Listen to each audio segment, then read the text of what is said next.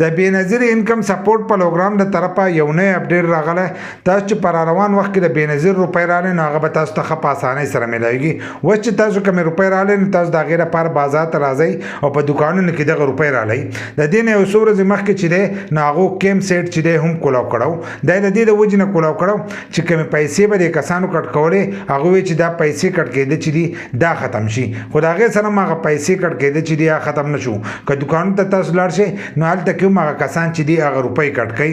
دې چې پکې کومې پیسې ورکړي نو دې هغه پیسې هم اخلي او بیا د هغې کسانو نه چې دی 500 600 یا 1000 روپۍ چې دي دا ته هم کټ کوي. اوس یو سړی 50 روپۍ 100 روپۍ کټ کوي نو هغه د هغه حق دی، خو ځینې کسان چې دي هغه د دې نه زیاتې کټ کوي.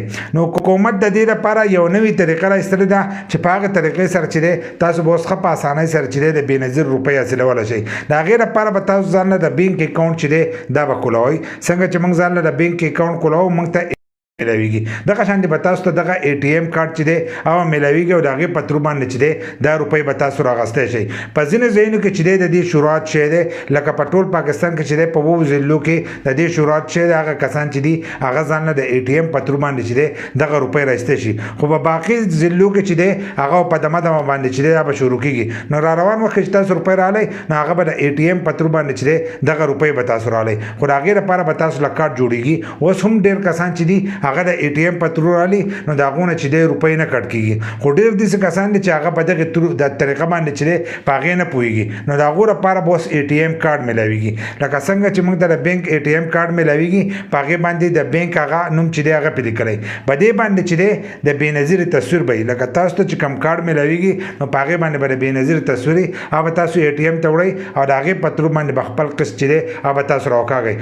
نو دغه نوی اپډیټ پر روان وخت کې چې دی تاسو ښه په اسانۍ سره چې دی خپلې روپۍ به راایستی شئ او په هغې کې به ستاسو نه روپۍ چې دي دا به هم نه کټ کېږي، ځکه چې تاسو به یې د اے ټي ایم په ترو باندې چې دی خپلې روپۍ راوکاږئ.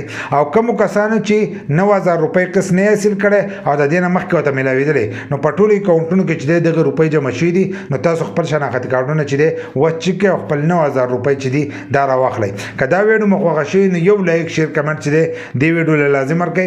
د داسې نورو ویډیوګانو لپاره زموږ د فیسبوک پیج هم د ځان سره فالو کړئ او یوټیوب چینل چې دی هغه هم د ځان سره سبسکرایب کړئ.